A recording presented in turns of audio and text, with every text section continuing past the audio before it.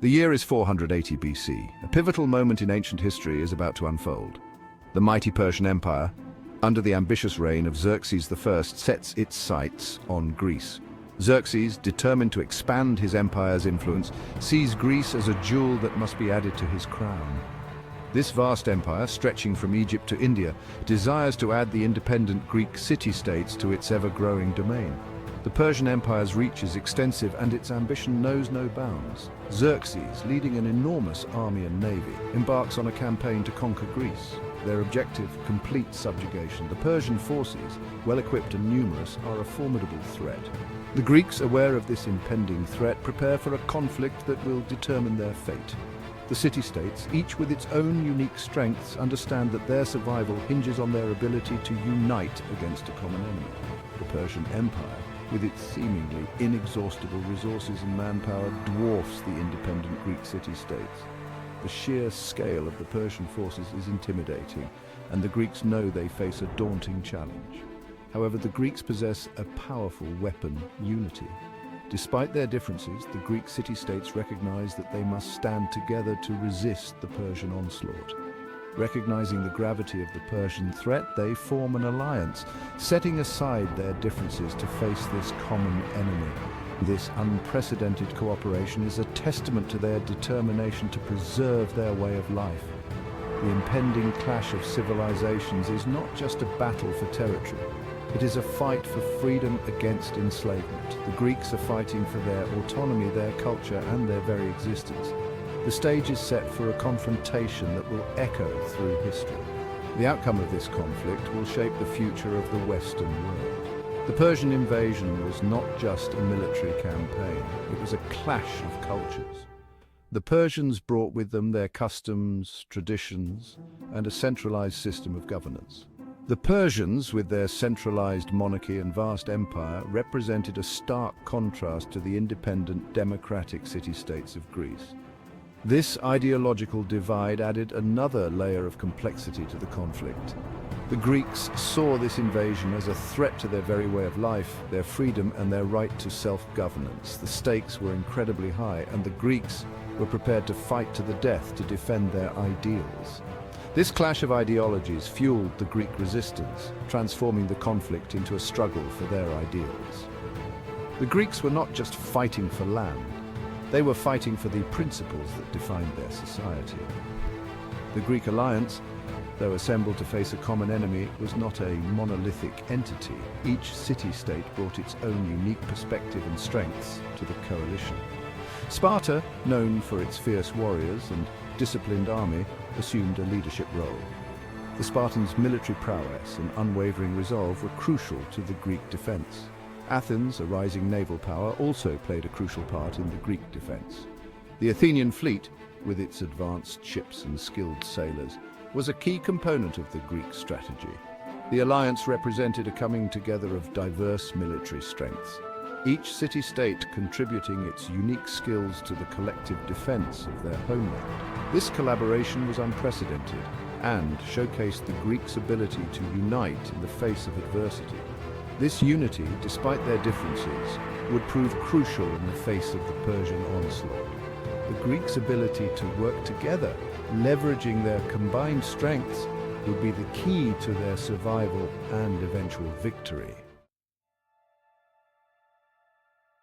The Persians, advancing southward, faced a formidable geographical obstacle, the narrow pass of Thermopylae, meaning the Hot Gates. This pass, with its steep cliffs and treacherous terrain, was a natural choke point that could be easily defended by a smaller force. This narrow coastal path, sandwiched between towering cliffs and the Aegean Sea, became the focal point of the Greek defense.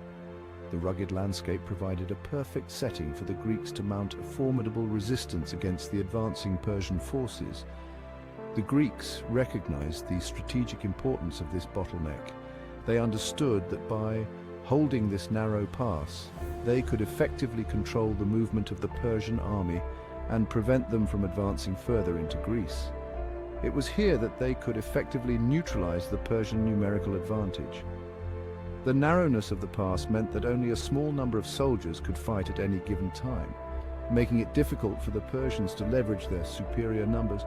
Thermopylae, with its confined terrain, negated the Persian advantage in numbers. The Greeks, with their superior knowledge of the terrain and their disciplined fighting techniques, were able to hold their ground against the much larger Persian force. The Greeks, led by the Spartans, could effectively block the Persian advance. The Spartans, known for their military prowess and discipline, were the ideal force to hold such a critical position. Their strategy was to hold the pass for as long as possible, buying time for the rest of the Greek forces to prepare for the inevitable conflict. This delay was crucial in allowing the Greek city-states to mobilize their armies and fortify their defenses. The narrowness of Thermopylae would transform the battlefield into a killing ground, forcing the Persians to engage on Greek terms. The confined space meant that the Persians could not use their cavalry effectively, and their archers had limited room to maneuver. The Greek defense at Thermopylae was not solely a Spartan affair. It was a collective effort that involved soldiers from various Greek city-states, all united in their determination to defend their homeland. While the 300 Spartans, under the command of King Leonidas, formed the core of the defense, they were not alone. Leonidas's leadership and the bravery of his men became legendary, but they were supported by a coalition of Greek forces. Contingents from other Greek city-states, including Thebes, Thespiae, and Mantinea, bolstered the Spartan ranks. These allies, though fewer in number, were equally committed to the cause and played a crucial role in the defense. These allied forces, though smaller in number than the Spartans, played a vital role in delaying the Persian advance. Their presence and participation highlighted the unity and resolve of the Greek city-states in the face of a common enemy. Their presence underscores the collective nature of the Greek resistance. The defense of Thermopylae was a testament to the strength and solidarity of the Greek city-states, who put aside their differences to stand together against a formidable foe. The choice of Thermopylae as a defensive position was a testament to Greek military acumen. The Greeks' ability to identify and exploit the strategic advantages of the terrain demonstrated their tactical brilliance. By forcing the Persians to funnel their vast army through the narrow pass, the Greeks effectively negated the Persian advantage in cavalry and numerical superiority. The terrain worked in favor of the Greeks, allowing them to hold their ground against overwhelming odds. This strategic decision leveled the playing field, allowing the heavily outnumbered Greeks to fight on more even terms. The narrow pass turned the battle into a series of close-quarters engagements, where the Greeks' superior training and discipline gave them an edge. Thermopylae became a symbol of Greek strategic thinking, showcasing their ability to utilize terrain and tactics to counter a numerically superior foe. The battle, though ultimately a defeat for the Greeks, demonstrated their resilience and tactical ingenuity, leaving a lasting legacy in military history.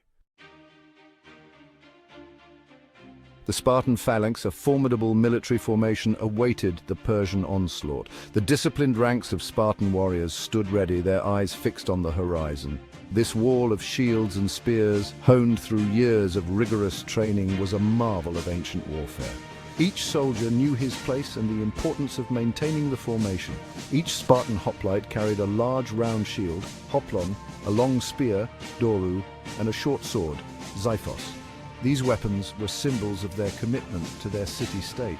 The Spartans fought shoulder to shoulder, their shields interlocked, forming an impenetrable barrier. This close-knit formation was the key to their success.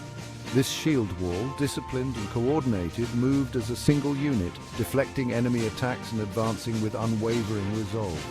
The Spartan phalanx was more than just a military formation, it was a testament to their societal values of unity, strength, and discipline. The sight of a Spartan phalanx advancing with unwavering discipline, their shields gleaming in the sun, struck fear into the hearts of their enemies.